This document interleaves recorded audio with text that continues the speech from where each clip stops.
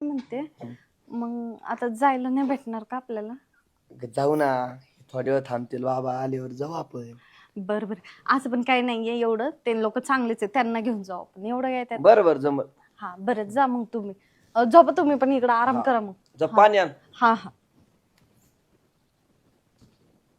चला बाई, हे झोपले तर आता हे झाडून वगैरे घेते, म्हणजे नंतर मला संध्याकाळी काही काम नाही राहायचे. बाई याची बायको मेल्यापासून याची तर प्रगती चालू झाली. मी म्हणले 7:30 फिरल गाडा फिरल घरा दारावरून, पण यांची तर लयच मज्जा. बाई पूर्वा बरी आहे का ग?